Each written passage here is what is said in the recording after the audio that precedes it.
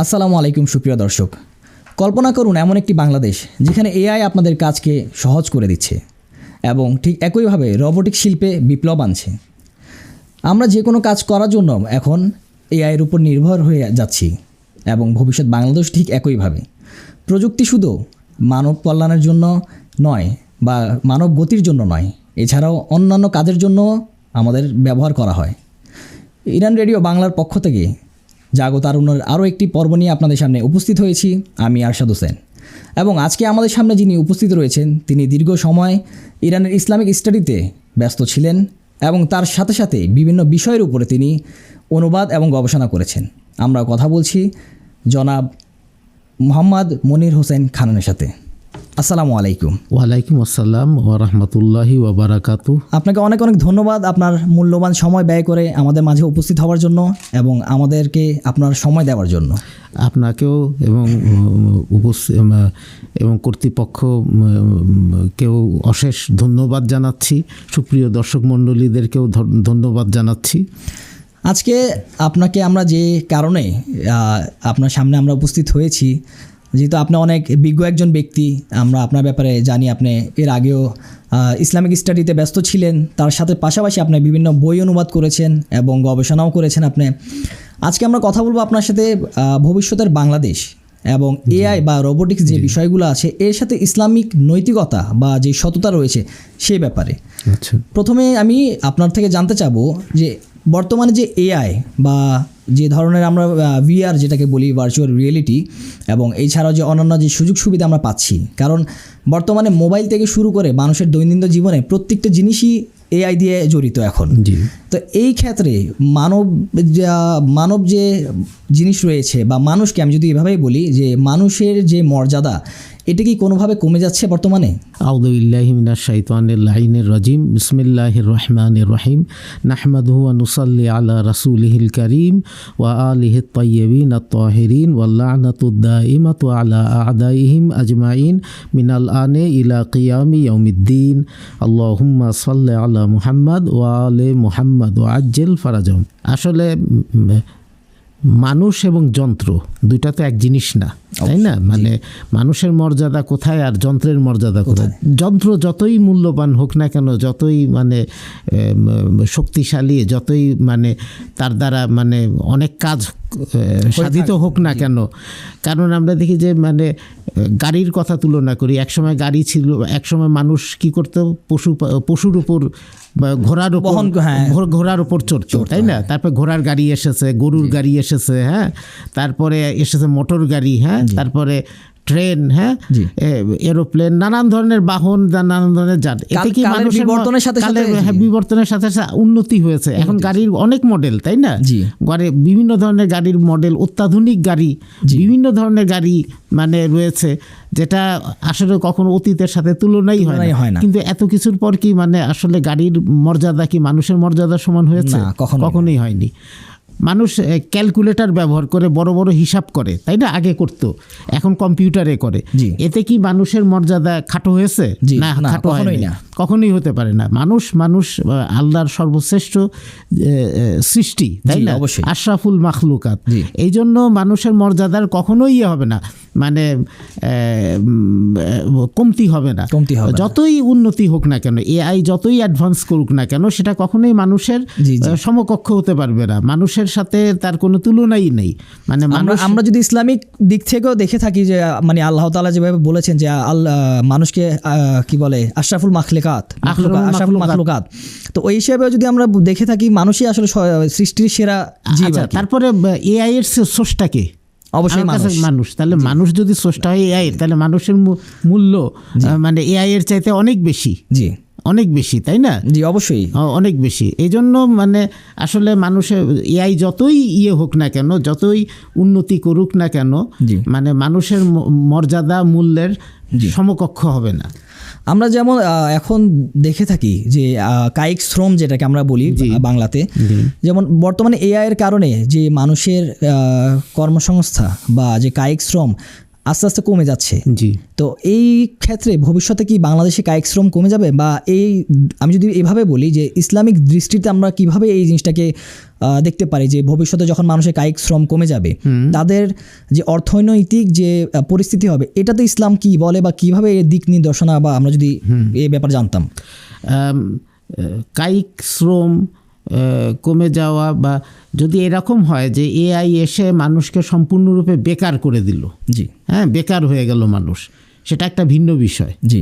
কিন্তু বেকার যদি না হয়, নতুন নতুন পেশা যদি উদ্ভব হয় এবং ওইখানে যদি মানুষ হয়, মানে এখন যেরকমভাবে কায়িক পরিশ্রম করতেছে সেইটা যদি আমরা যদি সেই পুরো মানে যারা শ্রমিক মণ্ডলী যারা আছে, শ্রমিকরা যারা আছে, তাদেরকে যদি নতুন নতুন পেশায় যদি আমরা করতে পারি, নিয়োজিত করতে পারি, তাহলে হয়তো বেকার সমস্যা হবে না।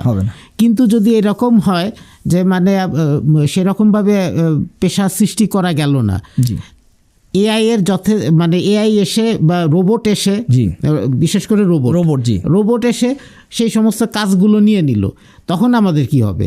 এই পরিস্থিতিতে মানে চিন্তা ভাবনা করতে হবে যে আমরা যেন এমনভাবে যেন রোবটকে নিয়ে না আসি যাতে করে যেন মানুষ বেকার হয়ে যায়। অল্টারনেটিভ দিতে হবে, মানে কিন্তু মানে কি বলে পেশা দিতে হবে। আমরা বর্তমানে কিন্তু দেখছি যেমন আপনার চায়না থেকে শুরু করে আমেরিকা এবং যত উন্নত রাষ্ট্রগুলো আছে পৃথিবীতে, মোটামুটি তারা কিন্তু এআই, রোবোটিক্স এইসব দিকে কিন্তু ঝুঁকে পড়েছে। কারণ আমরা এখন যদি দেখি যেমন আইটির সেক্টরে যদি আমি কথা বলি, আমরা জানি যে বর্তমান বিশ্বে আইটির দিক থেকে ভারত, ইন্ডিয়া আপনার খুবই উন্নত এবং তারা সব জায়গায় দখল করে রেখেছে এই দিক থেকে আইটির যে সেক্টর রয়েছে। তো এখন কথা হচ্ছে মোটামুটি আমরা দেখছি যে এআই সব কাজেই কিন্তু কোনো না কোনোভাবে জড়িত হয়ে আসছে এখন।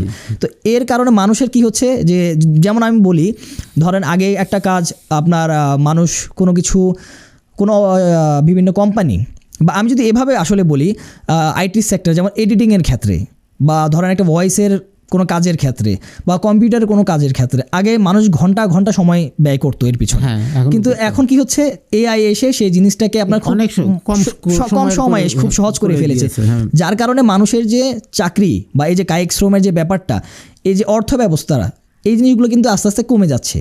ইসলামিক নৈতিকতার দিক থেকে এই জিনিসটাকে কিভাবে আপনি দেখবেন? না, কমে গেলে পরে একদিক থেকে কমে যাবে, আরেক দিকে তৈরি করতে হবে, মানে কর্মক্ষেত্র পেশা তৈরি করতে হবে। সেই পেশাগুলোতে যদি যায়, মানে নিয়োজিত করা যায়, তাহলে অসুবিধা হচ্ছে না। আর যদি এরকম হয় যে মানে রোবট এবং এআই এত ব্যবহার, একটা প্রতিষ্ঠানে যেমন আগে কি হতো 100 জন লোক কাজ করতো, এখন এআই এসে সেখানে 10 জন করে ফেলছে, তাই না? অবশ্যই। একটা ফ্যাক্টরিতে 1000 শ্রমিক ছিল, সেখানে রোবট এসে দেখা গেল যে 20 জন শ্রমিক, মানে তাও শ্রমিক না, তারা সুপারভাইজার ওই করতেছে, রোবটগুলোকে দেখতেছে, কন্ট্রোল করতেছে, বা রোবট নষ্ট হয়ে গেলে পরে সেগুলো ঠিকঠাক করতেছে। এরকম দেখা গেল যে 20-30 জন দিয়ে একটা পুরো কারখানা একটা চালানো যাচ্ছে, যেখানে আগে 1000 শ্রমিক লাগতো, তাই না? এটাতে কি হচ্ছে, মানে লোক বেকার হয়ে যাচ্ছে, তাই না? ওই যে 1000 লোক বেকার হয়ে গেল, 970 জন লোক বেকার হয়ে গেল, 30 জন লোক মানে পেয়েছে, সেখানে চাকরি করতেছে, তাই না? এতে কি হচ্ছে, হ্যাঁ, মানে যিনি শিল্পপতি, ওই কারখানার মালিক, তার অনেক লাভ হচ্ছে, কারণ 970 জনের বেতন দিতে হচ্ছে না, এবং সেখানে যে 970 জনের শুধু বেতন না, অন্যান্য আনুষঙ্গিক ভাতাও দিতে হয়, আনুষঙ্গিক দিতে হয়, সুযোগ সুবিধা চিকিৎসা ভাতা দিতে হয়, অনেক ইন্স্যুরেন্স থাকে, অ্যাক্সিডেন্ট হয়ে গেলে পরে যদি কারখানায় কাজের সময় যদি পা কেটে গেল বা মৃত্যু পর্যন্ত হলো, তাহলে সেখানে একটা দিতে হয়, ইন্স্যুরেন্স বহন করতে হয়, বিরাট বড় একটা ব্যয় বহন করতে হয়। সেটা রোবট আনার ফলে কমে যাচ্ছে, মানে ব্যবসা, মানে কলকারখানার মালিকের প্রচুর লাভ হচ্ছে, তাই না? প্রচুর লাভ হচ্ছে। তো এই দিক থেকে সে ভাবতেছে যে এখন আমার লোক নিয়ে কোনো দরকার নেই, তাই না? মানে শ্রমিক প্রয়োজন নাই, রোবট দিয়ে কাজ করতেছি। আচ্ছা, এরকম যদি সব জায়গায় হয়ে যায়, মানে এবং এই যারা মানে আগে এই যে 970 জন, 1000-এর মধ্যে 970 জন যে কাজ করতেছিল, এরা যদি বেকার হয়ে যায় এবং অন্য কোথাও যদি তারা না হয়, অন্য কোনো পেশায় যদি নিয়োজিত না হয়, তাহলে কিন্তু এটা একটা হবে, মানে বড় ধরনের একটা বেকারত্ব। এবং কারণ এই যে আমি এই এই কারখানা যে মানে প্রোডাক্ট তৈরি করতেছে, জি। দ্রব্য উৎপাদন করতেছে, শিল্প পণ্য উৎপাদন করতেছে, সেটা তো বিক্রি করতে হবে। অবশ্যই। মানুষ যদি সব বেকার হয়ে পড়ে যায় তাহলে কিনবে কে? আলটিমেট কি হবে? এই শিল্পপতি হবে, জি। মানে তার ধস হবে এক ধরনের, বলতে তার গেলে ক্ষতি হবে, তাই জি। না? তার পণ্য বিক্রি হবে না। কারণ বিভিন্ন পেশায় যদি মানুষ নিয়োজিত থাকে তাহলে সেই পেশায় থেকে সে টাকা পয়সা তার উপার্জন হয় এবং সেই দিয়ে সে জিনিসপত্র কেনে। তাহলে বলতে গেলে এটা হচ্ছে একটা সার্কেলের মতন, একটা চক্র আর কি, যে যদি চাকরি না থাকে মানুষ অবশ্য তার উপার্জন থাকবে না, অর্জন থাকবে না, তাহলে সে কিনবে কিভাবে? কারখানা যখন আবার উৎপাদন করবে সে বিক্রি করবে কোথা থেকে, কার কাছে? এটা খুবই সুন্দর একটা আসলে উদাহরণ আপনার। তো এই যে ইয়েটা আর কি, মানে অল্টারনেটিভ যদি আমরা মানে এখানে যেমন এই ইয়েতে শিল্প কলকারখানায় যারা বেকার হয়ে গেল, যাদেরকে এআই রোবট আসার পর যারা চাকরিচ্যুত হয়ে গেল না, মানে হয়ে গেল, তাদের সমাজ এবং গভর্নমেন্ট বা রাষ্ট্র এরা যদি মানে না অল্টারনেটিভ পেশার কথা চিন্তা না করে তাহলে কিন্তু মুশকিল হবে। তখন নতুন নতুন পেশার সৃষ্টি করতে হবে। যদি সেটা করা যায়, এআই রোবট আসলে কোনো অসুবিধা নাই, কারণ এই লোকগুলো সব এনগেজ হয়ে যাচ্ছে বিভিন্ন পেশায়। কিন্তু যদি তা না হয় তাহলে কিন্তু মুশকিল হবে। কারণ সমাজ বা রাষ্ট্র এই বেকার লোকদেরকে কিভাবে করবে, ভরণ পোষণ করবে, কোথা থেকে তারা দেবে? টাকা পয়সা কোথা থেকে দেবে? কারণ কেনা বেচাও বিক্রি একরকম বন্ধ হয়ে যাবে। এই আপনার এই কথার সাথে যদি আমি আরেকটু অ্যাড করি, আসলে তাহলে এমনটা কি হচ্ছে না ভবিষ্যতে, যে যেহেতু মানুষের স্থান দখল করছে আপনার এআই বা আপনার রোবোটিক্স, যে কি বলে শিল্প রয়েছে, ঠিক আছে, তো এমন কি হতে পারে ভবিষ্যতে যে যদি আপনাকে এই যুগের সাথে টিকে থাকতে হয় তাহলে আপনাকেও সেভাবে নিজেকে আপগ্রেড করতে হবে, বা আপনাকেও সেইভাবে শিখতে হবে যে না, আমি অন্তত এই লেভেল পর্যন্ত আমাকে কাজ জানতে হবে যাতে আমাকে কারখানা থেকে বের হতে না হয়। হ্যাঁ, সেখানে কিন্তু একটা কম্পিটিশনের ব্যাপার আসবে আর কি। না, আমি এই জিনিসটা আরেকটু করে বলি যে মানে এআই এবং রোবট, বিশেষ করে রোবোটিক্স, এআই এর বিষয়টা অন্য, এআই এর বিষয় ভিন্ন। রোবট হলো যে শ্রমিকের সাথে তারা হচ্ছে, তাই না, মানে প্রতিদ্বন্দ্বী হচ্ছে, তাই না? রোবট এসে মানে শ্রমিকদের কাজকে বেকার করে দিচ্ছে। এইখানে হলো কথা যে মানে আমরা যদি মানে যে সমস্ত কাজগুলো, যে সমস্ত পেশা খুবই মানে বিপজ্জনক, যেখানে অ্যাক্সিডেন্ট হওয়ার সম্ভাবনা রয়েছে বেশি থাকে, সেই সমস্ত জায়গাগুলোতে রোবট আসলে ব্যবহার করা উচিত। মানে ওইখানে দেখা যাবে যে মানুষ যদি ওখানে কাজ করতে যায়, যেমন খনিতে, কয়লার খনি, কিছুদিন আগে ইরানে না কোথায় জানি কয়লার খনির বিস্ফোরণে অনেক লোক মারা গেল, এবং অনেক জায়গায় কয়লার খনি বা খনি অঞ্চলে কাজ করতে গিয়ে অনেক জায়গায় খুব বিষাক্ত মারাত্মক গ্যাসের মধ্যে আক্রান্ত হয়ে অনেকে মারা যায় বা অনেক শ্রমিকের মৃত্যু ঘটে বা অবস্থায়। যে বাংলাদেশে আমরা কিছুদিন আগে দেখলাম এক বাচ্চা আপনার একটা কোনো গর্তের ভিতরে বা ম্যানহোলের একটা এসের পাইপের মধ্যে আটকে ছিল, প্রায় অনেক ঘন্টা চেষ্টার পরেও শেষে তাকে বাঁচানো গেল না। তো এইসব কাজে হয়তো রোবটকে ব্যবহার করা যেতে পারে, তাই না? মানে রোবট গিয়ে যেখানে মানুষ পৌঁছাতে পারছে না, যেমন একটা জায়গায় আগুন লেগে গেছে, উদ্ধার কর্মী সেখানে পৌঁছানো কোনোভাবে সম্ভব। সেখানে যদি আমরা রোবট ব্যবহার করি, ও হ্যাঁ, বড়জোর রোবটটা নষ্ট হতে পারে, তাই না?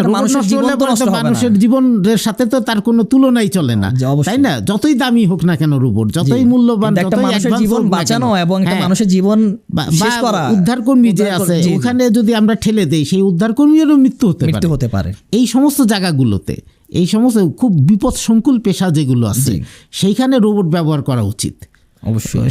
সেখানে যদি রোবট ব্যবহার করে, এবার একটা ব্যালেন্স করতে হবে, চেক অ্যান্ড ব্যালেন্স করতে হবে, যে যথেচ্ছ যদি ব্যবহার শুরু করি, যথেচ্ছ ব্যবহার, আমি বলতেছি না যে ব্যবহার না করা, যথেচ্ছ ব্যবহার যদি শুরু করি, করা হয়, তাহলে কিন্তু মানে অল্টারনেটিভ পেশা যদি ব্যবস্থা না করা হয় তাহলে কিন্তু বিরাট বড় একটা হবে, কিন্তু বেকারত্বের সমস্যা এবং অর্থনৈতিক সমস্যার সৃষ্টি হবে সেখানে। হ্যাঁ, সেখানে মানে বলা হচ্ছে তাহলে এই যে এখন আমরা যে ভবিষ্যৎ দেখছি পুরা বিশ্বে এবং বাংলাদেশের ক্ষেত্রেও আমরা দেখছি যে বাংলাদেশ এখন খুব তাড়াতাড়ি উন্নতি করছে বিভিন্ন সেক্টরে আর কি। তাহলে বলা যায় এআই বা এই রোবোটিক্স বিষয়গুলা আপনার যেভাবে পজিটিভ দিক রয়েছে, ঠিক নেগেটিভ দিকও কিন্তু, হ্যাঁ, এটা আমাদের চিন্তা ভাবনা করতে হবে। যেটা বলা হয় যে লাভ ক্ষতি করা, লাভ ক্ষতি বা উপকার অপকার বিশ্লেষণ করা, যেটা ফার্সিতে বলে অসিফ করা। অবশ্যই, হ্যাঁ, অসিফ মানে ক্ষয়ক্ষতি, লাভ, মানে উপকার, মানে প্রত্যেকটা জিনিসেরই লাভ লাভ ও লোকসান দুই দিকই আছে। জি। এই দিকগুলোকে আমাদেরকে খুব ভালোভাবে করতে হবে, পর্যবেক্ষণ করতে হবে, নাহলে নানান ধরনের অর্থনৈতিক সমস্যা, সামাজিক সমস্যা, এমনকি রাজনৈতিক সমস্যার সৃষ্টি হতে পারে। জি, মানে এগুলো যদি আমরা ঠিক মতো নিয়ে না করি, তাই না, মানে ব্যবহার না করি বা সমাধান না করি, তাহলে কিন্তু এগুলো হতে পারে। আচ্ছা, কি ধরনের আমরা লোকসান বা আমি যদি বলি নেগেটিভ দিক, যেহেতু আপনি এতক্ষণ আমাদেরকে পজিটিভ কিছু দিক বললেন যে আপনার কর্মক্ষেত্রের দিকে, বা যেমন আপনার কোনো ধরনের যে উদ্ধারকর্মী, যেমন ফায়ার সার্ভিস যদি আমরা বলে থাকি বাংলাদেশে বিপদসংকুল জায়গাগুলোতে ব্যবহার করার জন্য, তো এগুলো হচ্ছে পজিটিভ দিকগুলো।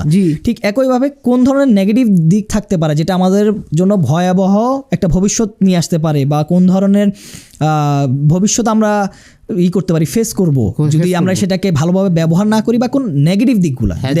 যেমন বাংলাদেশে গার্মেন্টস শিল্প, সেখানে অনেক লাখ লাখ শ্রমিক সেখানে কাজ করছেন। এখানে যদি আমরা রোবট নিয়ে আসি, দেখা যাবে যে এই লাখ লাখ শ্রমিকের মধ্যে মাত্র কয়েক হাজারে এই কাজগুলো হয়ে যাবে।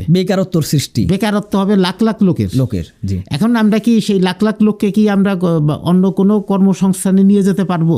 না, যতক্ষণ পর্যন্ত না নিয়ে যেতে পারতেছি। এবং এই রোবট যদি আমরা ব্যবহার করি, তাহলে কিন্তু একটা বিরাট বড় অর্থনৈতিক সামাজিক সমস্যার তৈরি হবে, কিন্তু রাজনৈতিক সমস্যারও তৈরি হবে, তাই না? কারণ এই লাখ লাখ লোক বেকার হয়ে যাচ্ছে, তাহলে তাদেরকে আমরা কিভাবে চালাবো, কোথায় চালাবো, কিভাবে কর্মসংস্থান হবে তাদের? এই অল্টারনেটিভ এই জিনিসগুলোকে চিন্তা ভাবনা করতে হবে। সবসময় লাভের কথা চিন্তা করে যদি শিল্পপতিরা বা কারখানার মালিকরা যদি তাদের লাভের কথা যদি চিন্তা করে, সবসময় লাভের কথা যদি চিন্তা করে, আমি যদি হাজার হাজার শ্রমিককে বাদ দিয়ে আমি যদি কয়েকশো রোবট নিয়ে যদি আমি কাজ করাতে পারি, তাহলে আমার প্রচুর লাভ হবে, তাই না? এটা হতে পারে তার, এবং সাময়িকভাবে হতেও পারে, কিন্তু দূরবর্তী ভবিষ্যতে কিন্তু সে আটকে যাবে। কারণ সবই যদি এরকম হয়, অল্টারনেটিভ যদি এই যে শ্রমিকরা সব বেকার হয়ে গেল, তাদেরকে যদি তাদের অল্টারনেটিভ পেশা যদি আমরা না করতে পারি, মানে প্রতিস্থাপন করতে না পারি পেশা দিয়ে তাদেরকে, তাহলে তো এরা বেকারই থেকে যাবে। তখন এই পণ্যগুলো কিনবে কে? এবং এর সাথে সাথে আমি মনে করি যে তখন সামাজিকভাবে আপনার যে কি বলে অনৈতিক কাজ, যেমন চুরি ডাকাতি এগুলো সব বেড়ে যাবে ওই সময়, কারণ মানুষ তখন বাধ্য হবে। রাজনৈতিক পরিস্থিতি পাল্টে যেতে পারে, অস্থিরতা সৃষ্টি হতে পারে, তারপর নিরাপত্তা ব্যবস্থার হতে পারে, অবনতি ঘটতে পারে, যে চুরি ডাকাতি বেড়ে যাবে, তাই না? সামাজিক অবক্ষয় হতে পারে, বেকার সব, তাই না? আসলে বেকার সব হয়ে গেছে, তাই না? এখন তাদের কোনো চাকরি নাই, কাজকর্ম নাই, উপার্জন নাই, তখন কি হবে? বাধ্য হয়ে একজন কিন্তু সেই একটা অনৈতিক কাজের দিকে, কিন্তু অনৈতিক কাজের দিকে চলে যাবে। নানান ধরনের অনৈতিক কাজ, চুরি ডাকাতি, রাহাজানি, তারপরে চাঁদাবাজি বা জোর বলপূর্বক করা, দখলদারি, এগুলো সব বাড়বে, এগুলো স্বাভাবিকভাবে। আমাদেরকে এই জন্য কি করতে হবে, মানে প্রযুক্তি ব্যবহার না, মানে অসুবিধা নাই কোনো, কিন্তু সেটাকে সঠিক ব্যবহার করতে হবে, এবং সামাজিক অস্থিরতা, অর্থনৈতিক গুলো ধস যাতে না নামে, তারপরে রাজনৈতিক এমন হবে যে প্রযুক্তি শুধু গতির জন্য নয়, প্রযুক্তি হবে মানব কল্যাণের জন্য। এমন না হয় যে হিতে বিপরীতে আমরা দেখা গেল প্রযুক্তির এতই মানে কি বলে উন্নতি করেছি, বা এতই আমরা সেটার ব্যবহার করেছি যে একটা সময় সেটা মানব কল্যাণের বিপক্ষে বা বিরুদ্ধে। তখন এই যে বেকার হয়ে পড়ে থাকলে পরে মানুষ, একটা বিশাল জনগোষ্ঠী যদি বেকার হয়ে যায়, তাহলে তাকে খাওয়াবে পড়াবে কে? তাকে হয় অল্টারনেটিভ পেশা তৈরি করতে হবে, নতুন পেশা, নতুন যাতে করে যেন বেকার না থাকে, তাই না? এই লোকগুলো বেকার, এইরকম ভাবে চিন্তা ভাবনা করতে হবে। যারা সমাজপতি আছে, রাজনীতিবিদ আছে, তারপরে প্রশাসনিক কর্মকর্তা আছে, তাদেরকে অবশ্যই ব্যাপারে চিন্তা করতে হবে, ভাবতে হবে। আমি যদি আপনার থেকে একটু জানতে চাবো, যেহেতু এখন এআই এর সাথে সাথে আমরা অন্যান্য সেক্টরগুলোতে আমরা দেখছি যে পরিবর্তন আসছে, যেমন যদি আমি আপনাকে বলি, বর্তমানে জেনেটিক ইঞ্জিনিয়ারিং আমরা দেখতে পাই, যেমন এখন বর্তমানে ডিএনএ পরিবর্তন করাও সম্ভব হচ্ছে বিভিন্নভাবে। এছাড়াও আমরা যদি দেখি যে কি বলে বাচ্চা আপনার কি বলে সেটাকে আমরা যদি মেডিকেল লাইনে আমি বলি যেমন সারোগেসি এবং যারা হয়তো বাচ্চা হয় না যাদের এই ধরনের অনেক কিছু ধরনের বলা হয় যে মানে ইয়েটা আর কি যেটা বলা হয় রাহেম যেটাকে যেমন ভ্রূণ আপনার ইয়েকে মানে মাতৃ গর্ভাশয়কে গর্ভাশয় ভাড়া দেওয়া, জি যেটা বলে সারোগেট। তো এই ধরনের আমরা এখন দেখছি যে আপনার ডিএনএও কিন্তু পরিবর্তন করা সম্ভব হচ্ছে। এখন আমি এই ব্যাপারে আপনার কাছে জানবো যে ইসলামে আসলে যেমন আমরা কিছু কিছু মাযহাবে আমরা দেখেছি যে সারোগেট বা সারোগেসি কিন্তু জায়েজ বলা হয়, আবার অনেকে বলে না এটা জায়েজ না জায়েজ এরকম কথা বলে। একই ব্যাপারে এই যে ডিএনএ পরিবর্তন বা জেনেটিক ইঞ্জিনিয়ারিং পুরো সেক্টরটা, এটা ইসলামে আমরা কিভাবে দেখবো জিনিসটা? আচ্ছা, মানে ইসলামী শরীয়তের সীমা পরিসীমা কি, পরিধিটা কতটুকু, যেটা আমরা বলতে চাচ্ছি আর কি এখানে এই প্রশ্নের জবাবে, সেটা হলো যে মানে জেনেটিক ইঞ্জিনিয়ারিং, যেটা জেনেটিক ইঞ্জিনিয়ারিং করে জিনে মানে হস্তক্ষেপ করা, বিশেষ করে এইভাবে বলতে পারি যে জিনগত যে সমস্ত রোগ ব্যাধি আছে সেগুলোকে ঠিক করা, এটা তো ভালো কাজ। হ্যাঁ, তাই না? এটা ভালো কাজ। কিন্তু যদি এরকম মানে হয়, মানে আমাদের দেখতে হবে যে এই কাজগুলো করতে গিয়ে মারাত্মক শরীয়ত বিরোধী কাজ করছি কিনা বা মানব কল্যাণ বিরোধী হয়ে যাচ্ছে কিনা, মানুষের জন্য সেটা ভয়াবহ মানে মারাত্মক পার্শ্ব প্রতিক্রিয়া আসতেছে কিনা, এইগুলো দেখলে পরে এগুলো যদি নিয়ন্ত্রণে থাকে তাহলে কোনো অসুবিধা নেই। আচ্ছা, তো এই ব্যাপারে শরিয়তে আমরা কি বলা যায় বা শরিয়ত কি বলছে? না, এই ব্যাপারে তো মানে শরিয়তের ইয়েটা হলো, সীমারেখা হলো যে কোনো ধরনের মানে ক্ষতিকর দিক থাকবে না। এক, হালালকে হারাম, হারামকে হালাল করবে না, এই সীমার মধ্যে যদি থাকে তাহলে যে কোনো কাজই বৈধ সেটা। আচ্ছা, যে কোনো কাজই বৈধ সেটা, মানে ক্ষতিকর দিক প্রভাব পড়বে না আর কি। হ্যাঁ, মানে দেখা গেল যে এমন একটা করলাম, যেমন সায়েন্স ফিকশনে অনেক সময় দেখা যায় যে ওই জেনেটিক দাসকরি যেটা বলা হয়, যেটাকে বলা হয় জেনেটিকভাবে যে পরিবর্তন করার ফলে দেখা গেল যে এমন একটা জিনিস তৈরি হলো যে যা হলো আর কি অত্যন্ত ক্ষতিকর, বিফল বা অত্যন্ত ক্ষতিকর, সাইড ইফেক্ট অনেক বেশি। তাহলে তো সেই ক্ষেত্রে তো আপনি এটা মানে ইসলামের যে ইয়েটা আছে, সীমা পরিসীমা যেটা আছে, সেখানে তো ক্ষতিকর জিনিসকে করা হয়েছে, তাই না? মানে নিষেধ করা হয়েছে, সেখানে ওইভাবে চলে আসে একটা নিষেধাজ্ঞা, একটা আর কি সীমাবদ্ধতা। মানে সীমাবদ্ধতা আমাদের এই মানে যা ইচ্ছা যা খুশি তাই করতে পারবো না, কিন্তু আচ্ছা যা ইচ্ছা যা খুশি তাই করতে পারবো না, এমনভাবে আমাদেরকে কাজ করতে হবে। জেনেটিক ইঞ্জিনিয়ারিং যদি হয় তাহলে সেখানে এমনভাবে করতে হবে সেটা যেন কল্যাণকর হয়, ক্ষতিকর দিক যেন না থাকে অথবা খুব কম থাকে। মানে ক্ষতিকর যেটা দিকটা এমনকি হতে পারে, ক্ষতিকর দিক যদি খুব সামান্য হয়, যেটা করা যায়, উপেক্ষা করা যায়, তাহলে তো সেখানে অসুবিধা নেই।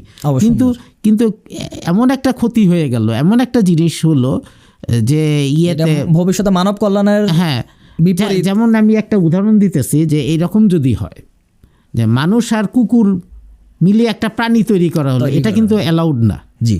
এটা একটা বিরাট বড় আর কি। আমরা মানে এখন শুনছি, যাই না, আমি তো যেহেতু আমি দেখি না, কিন্তু আমরা বিভিন্ন ধরনের যখন রিসার্চ করি বা আমরা পড়াশোনা করি, আমরা কিন্তু এই ধরনের কিছু এক্সপেরিমেন্ট আমরা অতীতেও দেখেছি যে মানুষ চেষ্টা করে যে এক ধরনের জীব নিয়ে অন্য ধরনের জীবের সাথে সংযুক্ত করে বা কোনো ডিএনএ যে জেনেটিক ইঞ্জিনিয়ারিং আমি যে কথাটা আসলে বলছিলাম, যে এই ধরনের কিছু কাজও কিন্তু বর্তমানে করা হচ্ছে আপনার বিজ্ঞানে, যে এক প্রাণীর আপনার ডিএনএ কে মিক্স করে অন্য প্রাণীর সাথে নতুন একটা কিছু উদ্ভাবন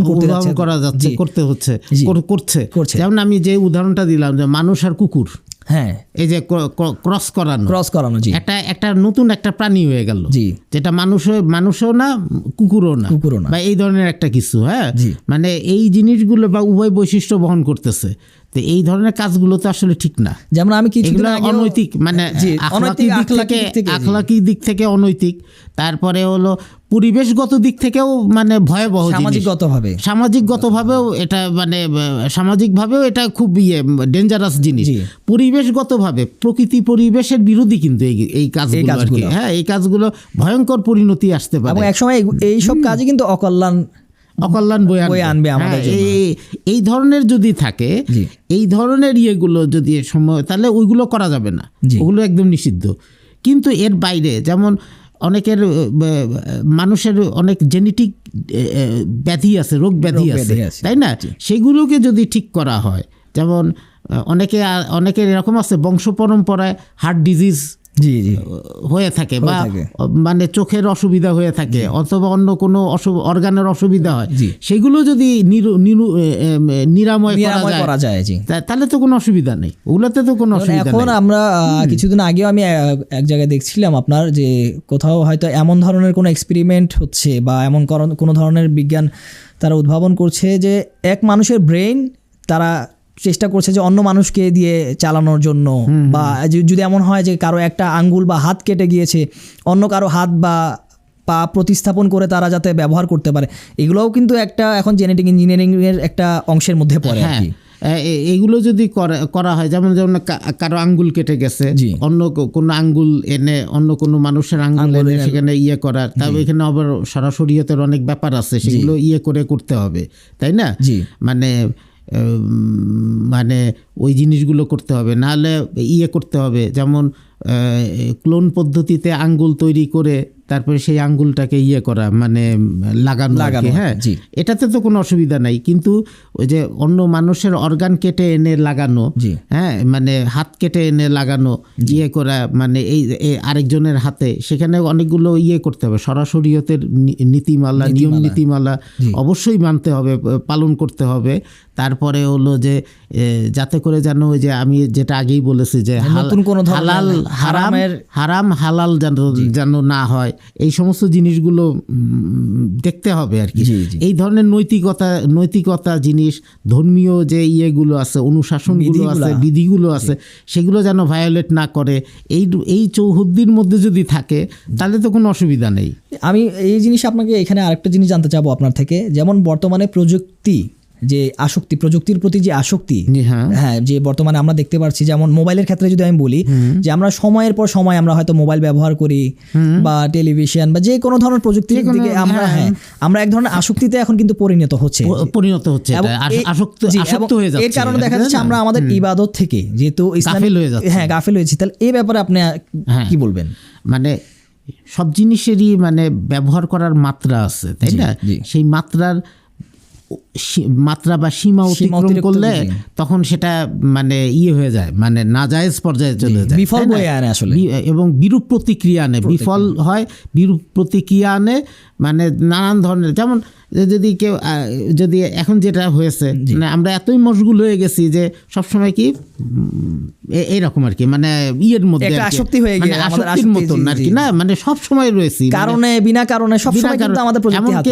হলো যে এমন একটা অবস্থা হলো যে মানে ফজরের নামাজ কাজা হয়ে গেল, তাই না? মানে ওই দেখতে পরে কি ব্যাপার, আর সময় নেই, কাজা হয়ে গেছে, তাই না? বা আসরের নামাজ হয়ে গেল, কাজা হয়ে গেল, মাগরিব এশার নামাজ কাজা হয়ে গেল, বা হয়ে গেল, সময় পার হয়ে গেল, যে এই ধরনের জিনিসগুলো যদি হয় তাহলে তো এটা তো কাম্য না।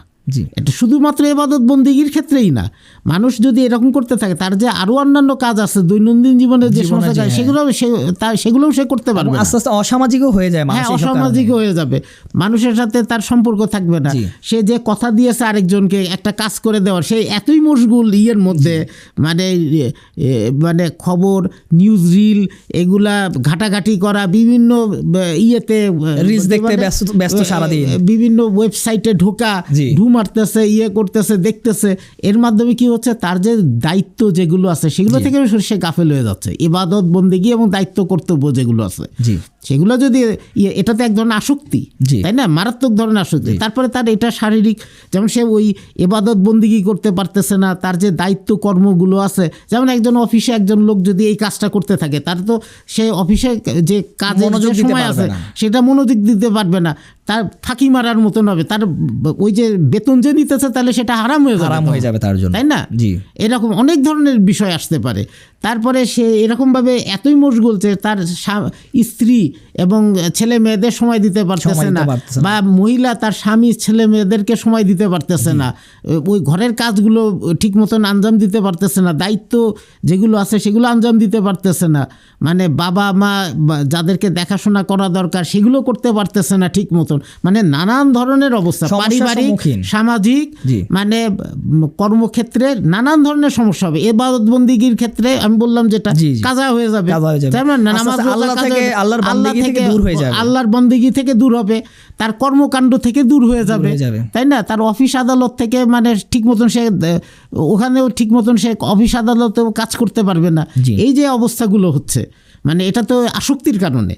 অবশ্যই আসক্তি অবশ্যই মানে নিন্দনীয় জিনিস। হ্যাঁ, আসক্তি অবশ্যই যেন না আসে। এবং এটা হ্যাঁ, সব ক্ষেত্রেই। মানে আমি 1 ঘন্টা 2 ঘন্টা মোবাইলের যে বিভিন্ন মোবাইল অথবা কম্পিউটারে বিভিন্ন সাইটে গেলাম, আমার ইয়েগুলো দেখলাম, সেগুলো এটাতে তো কোনো অসুবিধা নেই। কিন্তু এইটাই যদি হয়ে যায় যে আমি 6-7 ঘন্টা 8 ঘন্টা 10 ঘন্টা দেখতেছি, বা দিনের অর্ধেক বেলা জি। নাওয়া নাই, খাওয়া নাই, ঘুম নাই, সব কিছুই মানে উল্টাপাল্টা হয়ে যাচ্ছে, তাই না? জি। তো এইগুলো তো আসলে যেমন মানুষের শরীর তার শারীরিক স্বাস্থ্যেরও যেমন জন্য ক্ষতিকর, মানসিক স্বাস্থ্যের জন্য ক্ষতিকর, পারিপার্শ্বিক তার আশেপাশে যারা আছে, জি, তার আত্মীয় স্বজন, ছেলে মেয়ে, সমাজ, ওয়াইফ, সমাজ, পরিবার, কর্মক্ষেত্র, অফিস, এগুলো সব জায়গায় ব্যাঘাত ঘটবে আর কি, ব্যাঘাত ঘটবে। এটা তো কখনো একদিক থেকে শরীয়তের দিক থেকেও জায়েজ না, জি, সামাজিকভাবেও নিন্দনীয়, জি, তাই না? মানে অর্থনৈতিকভাবে সে ক্ষতিগ্রস্ত হবে, তাই না? সব দিক থেকেই মানে এই জিনিসগুলো তো কাম্য না। অতএব আসক্তিকে মানে আসক্ত হওয়া যাবে না। হ্যাঁ। তো দেখ, আমরা দেখতে দেখতে আসছে আমাদের আজকের যে পর্ব শেষের দিকে চলে এসেছি। আপনার কাছে আমি শেষে শুধু একটাই প্রশ্ন করব যে বাংলাদেশের প্রতি ভবিষ্যৎ স্বপ্ন যেমন হচ্ছে, আপনি কি মনে করেন আগামী 20 থেকে 30 বছর পরে যে বাংলাদেশের যে উন্নতি, যেমন এখন বিশ্ব যেভাবে উন্নতি করছে, ঠিক একইভাবে আপনার বাংলাদেশও আগামী 20-30 বছর পরে উন্নতি করবে, যেমন রোবট থাকবে বিভিন্ন আপনার কার্যক্রমে, এবং এটা শুধু এমন না যে উন্নতি, ইসলামের সাথে উন্নতি হতে হবে। এই ব্যাপারে আপনি যদি আমাকে ছোট্ট করে একটু বলতেন। মানে রোবট, এআই এর ব্যবহার এগুলো মানে সঠিকভাবে হতে হবে, তাই না? সঠিকভাবে হওয়ার মাধ্যমে বাংলার ভবিষ্যৎ স্বপ্ন আপনি কি দেখছেন বাংলাদেশকে নিয়ে? হ্যাঁ, স্বাভাবিকভাবেই মানে যদি এআই এবং রোবটের যে উন্নয়নটা হচ্ছে, এটা সব জায়গাতেই হবে, জি, অদূর ভবিষ্যতে, তাই না? হবে। এখন এখানে কথা হলো যে সঠিকভাবে হতে হবে। আরেকটা জিনিস আমি বলতে চাই যে এআই টেকনোলজি এটা আমাদেরকে আপন করে নিতে হবে, মানে আমরা আমাদের নিজস্বভাবে তৈরি করতে হবে, না ধার করা। সুন্দর। ধার করে আনলে পরে কিন্তু কল্যাণ নেই। যাদের কাছ থেকে ধার করে নিয়ে আসবো, যাদের কাছ থেকে কিনে নিয়ে আসবো, কেবলমাত্র আমরা ব্যবহার করব, ওরাই কিন্তু সব কাঠি নাড়বে, কিন্তু ওই ঘুরে ফিরে দাসত্বের একটা ব্যাপার, হ্যাঁ, দাসত্বের ব্যাপার চলে আসে। এখানে আমাদেরকে মুস্তাকিল বা স্বাধীন হতে হবে, যে আমরা নিজেরাই আমাদের এই টেকনোলজিকে ডেভেলপ করব, সেটাকে উন্নত করব, এবং এর মাধ্যমে ইসলামী যে অনুশাসন, নিয়ম নীতি আছে, বিধিবিধান আছে, সেগুলোকে মেনে নিয়ে, সেগুলোকে আমরা সাথে নিয়ে, এই যে যদি আমরা এইভাবে যদি আমরা করি, মানে উন্নতি করি এআই এর ক্ষেত্রে, রোবোটিক্সের ক্ষেত্রে, আরও অন্যান্য ক্ষেত্রে, প্রযুক্তির আরও অন্যান্য ক্ষেত্রে, তাহলে তো কোনো অসুবিধা নেই, এবং সেটা কাম্য। এবং এই ধরনের যদি হয় আর কি, মানে ভবিষ্যৎটা যদি এইরকম হয়, এরকম যদি উন্নত হয়, তাহলে সেটা তো অবশ্যই কাম্য।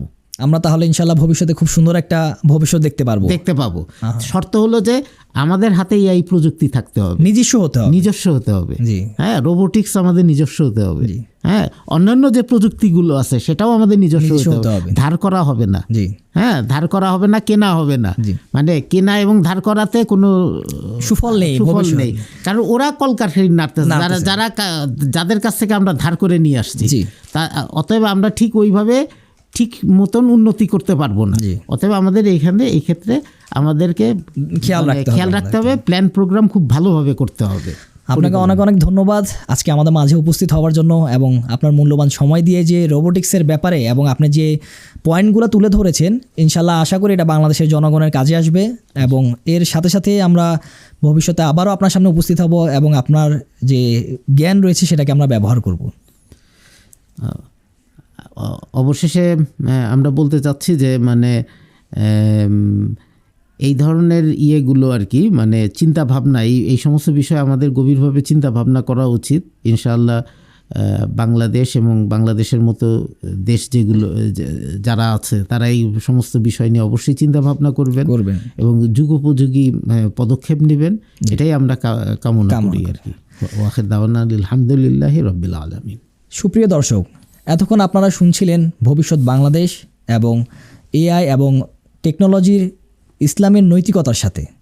এভাবে আরও নতুন নতুন পর্ব নিয়ে আমরা আপনাদের সাথে উপস্থিত হব। আজকের জন্য এখানে বিদায় নিচ্ছি। আসসালামু আলাইকুম ওয়া রাহমাতুল্লাহি ওয়া বারাকাতুহু।